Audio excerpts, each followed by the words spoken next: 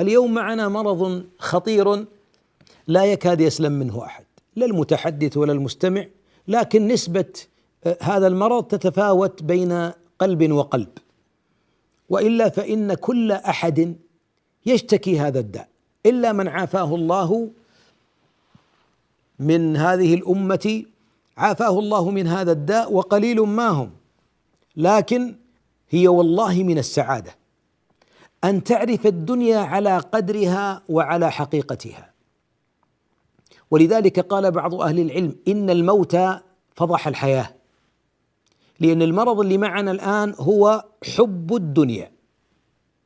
من منا لا يحب النعيم والمتاع والزوجة والولد والمال وطول العمر والبيوت والمراكب والقناطير المقنطرة من الذهب والفضة والخيل المسومة إلى غيرها؟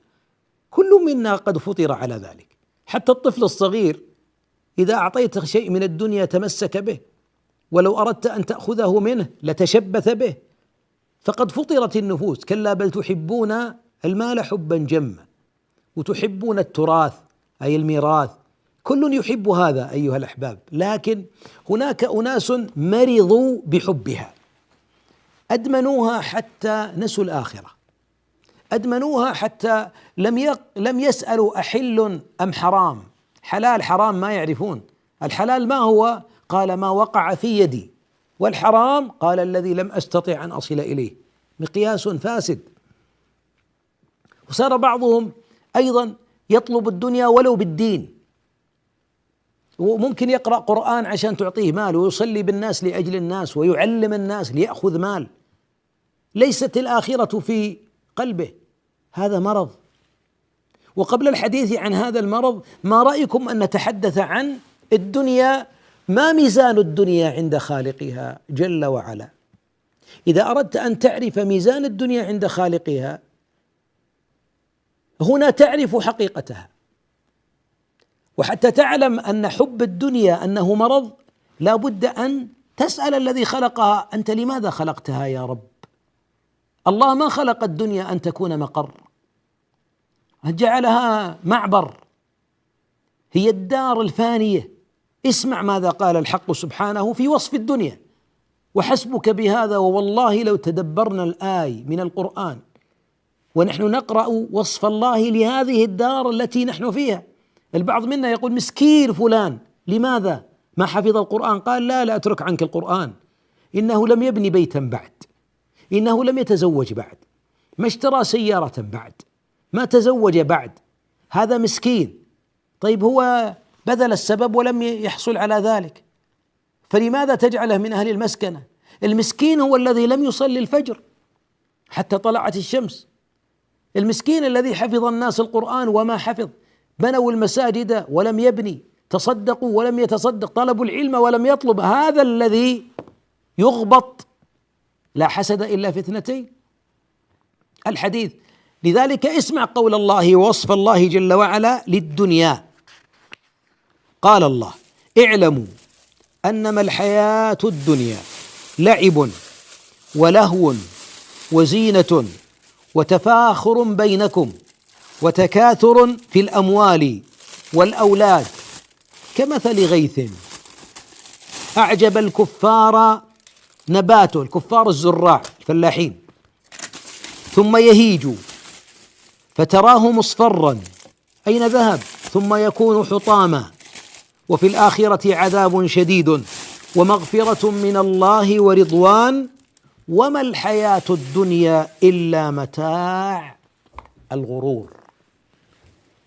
يعني بعضنا عايش في كذبة، مصدق أن الدنيا دائمة لن تزول. يا أخي تفاخر تكاثر، ثم بعد ذلك تتفرق وتتبعثر. أنت إذا رأيت الماء نزل من السماء ورأيت الأرض اهتزت وربت وأنبتت من كل زوج بهيج، أين يذهب هذا؟ هل يستمر هذا مئات الأعوام؟ في الصحاري إذا تزينت بالخضرة وهذه الزروع الجميلة، هي شهر شهرين ثلاثة إذا طال، ثم بعد ذلك تهيج، يجي الهواء بعد اصفرارها ثم يجعلها حطاما تزول كأن لم ينزل قطرة ماء. هذه الدنيا باختصار، هي جميلة في عينك الآن، لكن هذا الجمال مكدر لأنه لن يستمر، ولذلك ليس هناك نعمة تامة لا تحول ولا تزول إلا في جنات النعيم. ولذلك يجب على المؤمن أن يعمل.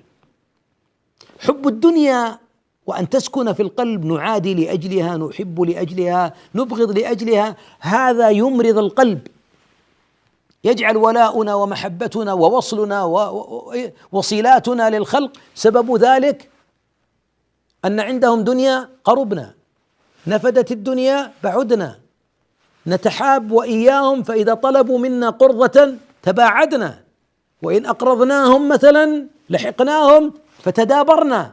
ما هذا؟ ما هذا؟ هذا عذاب. وبعضهم مسكين يغبط الناس على عماراتهم، طيب هذه العمارة الطويلة صاحبها مات، لو كانت يخلد صاحبها إذا بنى لأننا نقول نعم يغبط، لكن يغبط وهو يبني ما لا يسكن، ويبني ما يتركه ويغادره ويرثه من بعده.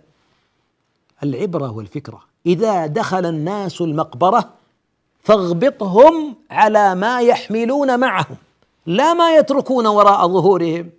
اللي يتركون مال وسيارات وأراضي زراعية وعمارات، هذا تركوه. ما الذي أخذوه؟ هذه العمارة وقف، يغبط. كان حافظا للقرآن يغبط، كان يقوم الليل يغبط، كان يتصدق يغبط، كان من علماء